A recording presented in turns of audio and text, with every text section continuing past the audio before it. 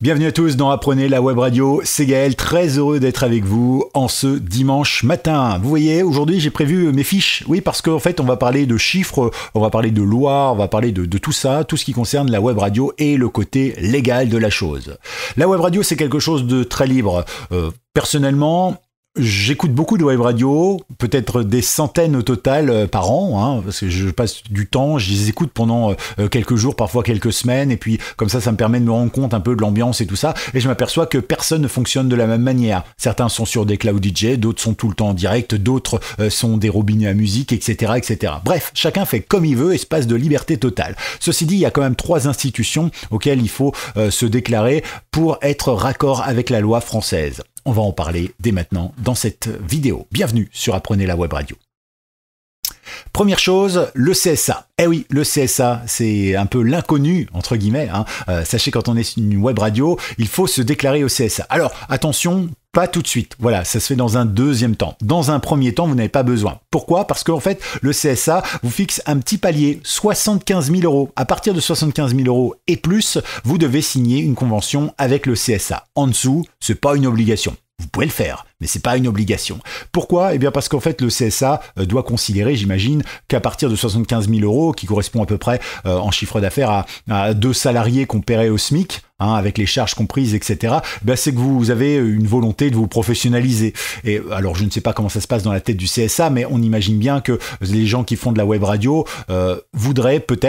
aimerait peut-être au bout d'un moment avoir la possibilité d'avoir une fréquence en A ou en B, donc en associative ou en commercial privé. Et donc, eh bien, ils se disent que c'est bien d'offrir un palier, entre guillemets, et puis d'offrir un contact entre le CSA et le créateur de la web radio pour voir effectivement si plus tard, s'il fait une demande, eh bien, ils se connaîtront, ils pourront savoir si la personne est de confiance, si elle respecte le programme, si elle respecte la clause, la confidentialité, si elle respecte les règles du CSA dans son ensemble, etc. Donc, je vois ça un peu comme un test. Donc, ça, c'est administratif. Si vous avez plus de 75 000 euros de chiffre d'affaires par an, eh bien, dans ce cas-là, il faut demander au CSA de vous une convention, tout simplement. D'accord?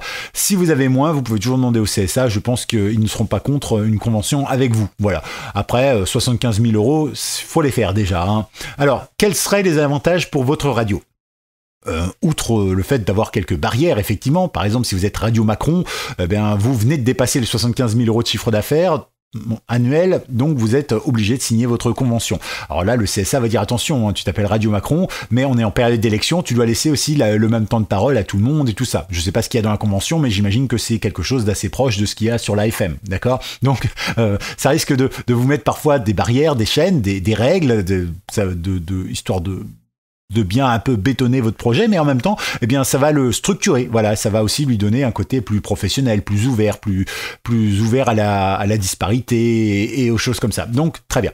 De votre côté, à vous, créateur de web radio, quel serait l'intérêt? Alors, l'intérêt premier que je vois, eh bien, c'est que si vous avez 75 000 euros de chiffre d'affaires, vous ne les avez pas forcément qu'avec des subventions. L'État est riche, l'État peut être généreux, mais pas toujours autant. D'accord? Donc, dans ce cas-là, vous avez sûrement décidé de compléter vos revenus pour arriver à 75 000 avec de la pub, avec des partenariats payants, avec des choses comme ça. Donc dans ce cas-là, qu'est-ce qui se passe? Eh bien, en général, il est plus facile de convaincre un prestataire financier que vous valez le coup si vous avez une homologation d'État en disant, bah voilà, on est signataire d'une convention CSA.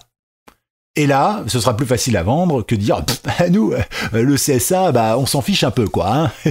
D'accord? Donc, vous voyez, hein, 2 poids 2 mesures. Ce sera peut-être plus facile de vendre, de démarcher des choses comme ça parce que vous l'afficherez, hein, donc vous en servirez comme d'un élément commercial et de promotion. Et puis, d'un autre côté, la promotion, vous savez qu'en web radio, nous, on est à peu près, par exemple, sur ma web radio, plusieurs fois par an dans les journaux. D'accord?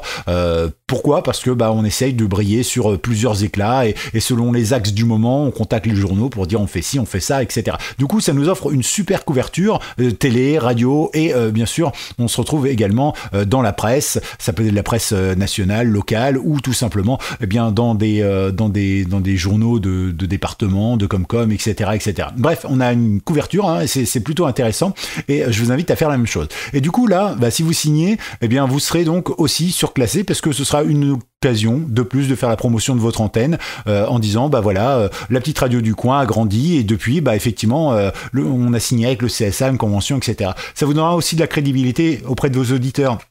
La majorité des auditeurs disent toujours on en a marre des vieux médias, les médias traditionnels, etc. Par contre, dès que vous avez un article qui vient d'un web média, même si c'est un article d'un webzine, entre guillemets, eh bien, on dit toujours c'est une fake news, on n'y croit pas, c'est pas un média officiel. Là, hop, vous serez CSA, vous serez média officiel. Voilà, c'est quand même autre chose, d'accord ? Donc, ce sera un argument pour détruire les fake news, entre guillemets. Donc, voilà, ça peut servir, il faut toujours voir le bon côté des choses, y compris en radio. Je voudrais prendre 2 petites secondes pour vous parler du jeu. Vous savez qu'on a un jeu en cours quand même depuis le début de l'année. Alors, quasiment depuis la première vidéo de l'année jusqu'à celle-ci inclus, eh bien, je vous ai donné des lettres. La dernière lettre, je vous la donne aujourd'hui, c'est la lettre R. R comme radio, comme Rutabaga, comme Robert, Roberta, enfin bref, vous avez compris, le R. Eh bien, figurez-vous qu'avec cette dernière lettre, vous pouvez la mettre dans vos petits cercelles et dès la semaine prochaine, eh bien, vous allez pouvoir vous inscrire. Je vais mettre un petit formulaire dans la description la semaine prochaine. Et donc, ainsi, vous allez pouvoir rentrer votre pseudo, votre adresse, machin, truc, etc. avec toutes les lettres. Et il y aura évidemment un tirage au sort parmi tous ceux qui auront mis toutes les lettres qui validera donc votre appartenance à ce tirage au sort. Et vous pourrez gagner un casque Beyer Dynamic DT770 Pro à 250 ohms, tout simplement. D'accord ? Bon, écoutez, cette dernière lettre, je vous la donne avec plaisir, le R donc. On va poursuivre, nous, avec tout simplement la deuxième entité auquel il faut souscrire quand on crée sa web radio. Et ça, il faut le faire dès les premières notes de musique que vous allez diffuser. C'est bien sûr la SACEM. Alors ici, on va pas faire le débat de je paye la SACEM et je sais que les artistes ne touchent rien, etc., etc. Je vous explique un truc tout simple. C'est pareil dans tous les milieux. Vous allez chez Leclerc, le producteur de lait ou de porc ne touche rien, quasiment rien, quelques miettes, quelques centimes, et on vous vend le porc à 12, 13, 14 euros le kilo. Entre les deux, qui est-ce qui se gave ? Eh bien, c'est pas vous, parce que vous payez plein pot. L'agriculteur touche rien. Par contre, le distributeur, lui, il y va à fond. D'accord ? C'est pareil avec la SACEM, la SPREL, les machins. Ils ont des frais, et donc forcément, ils se financent avec tout ce genre de choses. Alors, est-ce que c'est une bonne chose ou pas ? Voilà, moi, je n'émets pas de jugement là-dessus. Tout ce que je sais, c'est ce que les artistes me disent. Nous, on a beau payer, on a beau demander, une fois qu'on est diffusé, tout ça, personne nous donne, etc. Voilà, je veux pas rentrer dans le débat, mais je vous donne simplement les informations. Donc, alors, la SACEM. La SACEM, eh bien, elle récolte l'argent pour les ayants droit, c'est-à-dire pour les gens qui sont chanteurs et musiciens essentiellement, les créateurs, d'accord ? Donc, la SACEM, le premier forfait, c'est 88 € hors taxe par an, d'accord ? Ça, c'est si vous êtes une association ou en nom propre. Si vous êtes une entreprise, eh bien, ça vous coûtera 200 € hors taxe par an, plus 12% de votre, alors ils utilisent le mot recette annuelle, voilà, donc voilà la recette annuelle, ok. Attention, ne pas confondre bénéfice et recette annuelle, c'est pas du tout la même chose, donc faites bien attention, et si jamais vous montez une web radio professionnelle, on va dire en entreprise, et bien dans ce cas-là, demandez à un comptable si ça vaut le coup ou pas, sachez-le. Autre forfait dont je n'ai pas parlé, eh bien c'est le 88 €, évidemment ça c'est pour les web radios et tout ça, mais si vous diffusez en plus du podcasting sur votre site internet et s'il y a de la musique dans le podcast, eh bien dans ce cas-là, vous passerez, je crois, à 110 ou 120 € hors taxe de SACEM. Et enfin, un dernier forfait qui ne concerne pas la radio, c'est tout simplement les radios des enseignes, la Al Radio, ou alors tout simplement Jiffy Radio, etc., etc., etc. Donc là, ça dépend des points de vente et tout ça. Donc c'est ce qu'on appelle au cas par cas. Dernier point que je voulais aborder avec vous, dernière institution, eh bien c'est tout simplement qui donc doit-on payer ? Eh bien, c'est la SPREI. Alors, la SPREI, moi, j'ai longtemps été un peu refroidi avec l'arrivée de la SPREI. La SPREI, c'est un des derniers nés des sociétés d'auteurs, d'accord ? Je me disais, mais comment ça se fait ? On en paye déjà beaucoup, etc. Et puis, en fait, révélation, un jour, je lis que la SPREI collecte aussi pour les autres. Du coup, on n'a plus à payer les autres. Ah bon, c'est bien. Du coup, on paye la SACEM plus la SPREI et on a fini, d'accord ? Donc ça, c'est plutôt cool. Alors, la SPREI, elle récolte, par exemple, l'argent pour l'ADAMI, la Spedidam, la SCPA, mais également la SCPP, et puis la SPPF, tout ça qui sont des sociétés d'auteurs, évidemment. Sachez également que la SPREI, en général, elle récolte pour les artistes, mais elle récolte aussi pour les labels, pour les maisons de production, etc., etc. Les web radios qui n'ont pas de chiffre d'affaires, le forfait minimum donc, bien c'est 345 € TTC par an, d'accord? Et là vous pouvez alors quand vous remplissez, vous avez plein de choses à déclarer. Ce que vous faites, votre chiffre d'affaires, votre moyen d'action local, etc., etc. Parce qu'effectivement, si jamais vous avez un chiffre d'affaires, bah, ça vient en déduction si vous aidez certaines communautés, si vous aidez la culture locale, etc., etc. Bref, ils sont plutôt sympas et ils sont très réactifs. Par exemple, la première fois que je l'ai rempli, moi, puisque bah, la SPREF fallait la remplir à partir de 2019, et donc je l'ai rempli là, eh bien, je savais pas. Moi, je suis très administratophobe. Eh bien, j'ai fait des captures d'écran, j'ai dit ce que j'avais rempli et en fait ce que je voulais dire à ce moment-là, et j'ai eu un mail avec une capture d'écran et le type il m'a expliqué, là c'est bien ce que vous avez mis, là je suis d'accord, moi j'aurais pas mis ça comme ça, j'aurais mis ça là-dedans parce que vous rentrez plus là-dedans. Ils sont super sympas, voilà. Alors je vous conseille, si vous ne l'avez pas fait, de déclarer la SPREF parce que voilà, c'est important, mais c'est vrai que n'hésitez pas à leur poser des questions, il y a des humains derrière, c'est important. Alors je vais juste vous donner mon ressenti à moi, parce que c'est vrai que je fréquente beaucoup d'artistes locaux et je paye aussi les droits d'auteur. Moi je les paye, même si je sais que l'argent ne va pas forcément dans leur poche. Pourquoi? Parce que, eh bien, je pars du principe que ma web radio a une plus-value, une valeur ajoutée grâce à la musique des artistes, grâce à Gims, grâce à Jean-Louis Aubert, grâce à U2, grâce à Sepultura, etc., etc. D'accord? Et grâce à tous ces artistes, ma radio, eh bien, elle a une valeur ajoutée. Ça habille les chroniques, ça met de la vie à la radio, etc. Donc, c'est logique, j'utilise, je paye. Maintenant, si ça va pas dans les poches, c'est pas de ma faute, c'est de la faute du système. Et ça, le système, c'est pas moi qui l'ai fait. Je peux aider à en militant avec les artistes, mais je ne peux pas le contourner parce que je suis pas d'accord. Je respecte les lois. Par contre, après, je peux affirmer, j'ai une légitimité à dire je suis pas d'accord. Par contre, celui qui fraude la loi, on sait jamais pourquoi c'est exactement. Voilà. Autre chose, je paye la SACEM et la SPREF parce que je suis en France, même si la Bretagne, c'est pas vraiment tout à fait la France, on le voit dans les financements publics, mais bon, ça c'est une autre histoire. Mais quoi qu'il arrive, eh bien, je paye parce que je suis sur le territoire, et c'est pour ça que je paye pas la SBAM ou d'autres sociétés d'auteurs ailleurs qui seraient moins chères et qui nous protégeraient tout autant et qui nous permettraient aux artistes de toucher tout autant. D'accord? Donc ça, c'était le petit truc. Alors justement, maintenant, qu'est-ce qui se passe si on ne paye pas la SPREF, la SACEM? Eh bien en fait, dans la loi, je ne vais pas vous sortir les articles de loi, mais il y a de très lourdes amendes qui sont prévues pour ça. Pourquoi? Eh bien tout simplement parce que c'est des lobbying très puissants. Je vais vous donner un exemple tout simple, mais vous connaissez tous Adopi. Adopi, c'est contre le peer-to-peer, et ça fait 20 ans que ça existe quasiment, et ils ont chopé personne. Pourquoi? D'abord parce que quand ils ont mis en place Adopi, ils l'ont basé sur le peer-to-peer, l'échange de fichiers. Sauf que les gens ne pirataient déjà plus comme ça, c'était de l'ancienne technologie. Alors évidemment, si vous avez quelqu'un qui a 80 ans et qui est ministre de la jeunesse et de la culture et qui est là et qui se dit « Ah, je vais arrêter les jeunes qui téléchargent la musique sur le Telex », non, ça va pas marcher parce que plus personne est là-dessus. Et ça fait déjà plus de 20 ans que plus personne ne fait de peer-to-peer. Et c'est pour ça qu'ils chopent personne. Et puis il y a des lobbying très puissants. Et vous savez que ça coûte une fortune, une vraie fortune à la France, ce système Adopi, parce que ça coûte beaucoup et ça rapporte rien puisqu'on chope personne. Et en fait, le système est mal fait, c'est très lourd. D'ailleurs, Adopi n'a aucun moyen d'action réelle, etc. Oh, attention, on en a chopé un. On lui envoie un courrier. Oui, attention, on vous a envoyé un courrier. Voici le deuxième courrier. Attention, on n'est pas content. Voilà. Comment voulez-vous être crédible dans ces cas-là? D'accord? Donc la France s'est pas dotée de moyens comme ça, mais ça n'empêche pas qu'il faut faire attention. Donc, si vous faites avoir par la SACEM et la SPREF, ça plaisante pas, forte amende. Par contre, qu'est-ce qui se passe dans ces cas-là? Eh bien, sachez que si vous êtes gentil, si vous êtes compréhensif, si vous dites « Ah bah excusez-moi, je savais pas », vous faites le con de bonne foi, mais ça marche. Si vous respectez la personne en face, en évitant de lui raconter des bobards, « Ouais, mais vous vous rendez compte, mon chien a mangé ma feuille SACEM, du coup, j'ai pas pu. » Là, c'est les prendre pour des cons et ça marche pas. Par contre, si vous êtes... vous savez, nous c'est associatif, c'est bénévole, je savais qu'il fallait payer mais je savais pas trop comment faire, je savais pas si ça nous concernait directement, vous leur dites qu'est-ce que je peux faire pour arranger les choses, vous voyez, tout de suite vous êtes dans une démarche positive, en général vous n'aurez pas à payer et ça c'est plutôt parfait.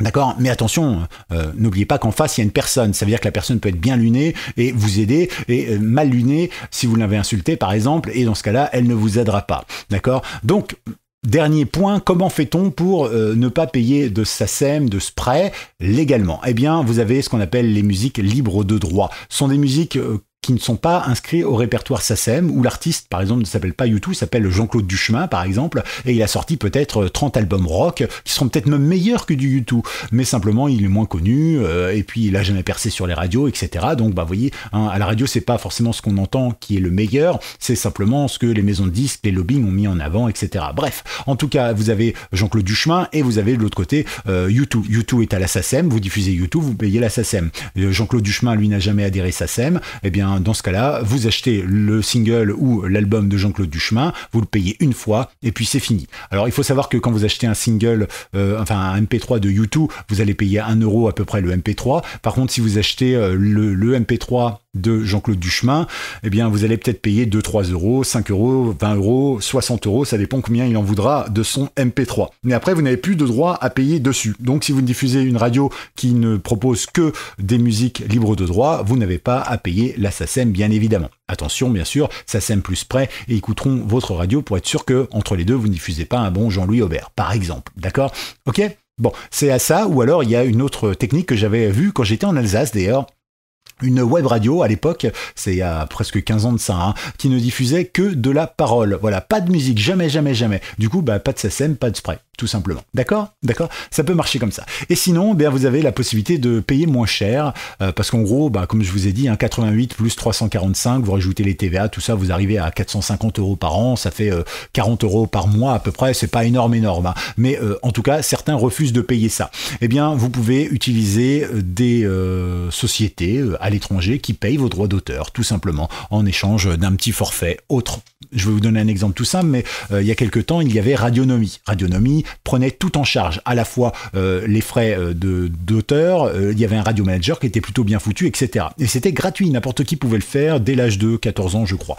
Et effectivement, pour se financer, ils mettaient de la pub sur votre antenne. Alors, le problème, c'est qu'ils avaient très peu de pub. Ils avaient souvent une pub qui tournait 2 fois ou 3 fois par heure, 24 heures sur 24, et pendant 2 mois, et du coup, l'auditeur en avait plus que marre, il zappait, etc. Bref, des fois même, on n'avait pas notre flux à nous, hein, en allumant notre radio, on avait la radio de quelqu'un d'autre qui diffusait dessus, il y a eu des soucis, c'est un petit peu le souci. Bon, enfin bref, ça a fermé, et c'est vrai que du coup, beaucoup de gens se sont dit, maintenant comment on fait, est-ce qu'on fraude les droits d'auteur, est-ce qu'on les paye, etc. Vous avez des sociétés, et notamment du côté du Québec, du Canada, qui, eux, se sont dit, on va faire autrement.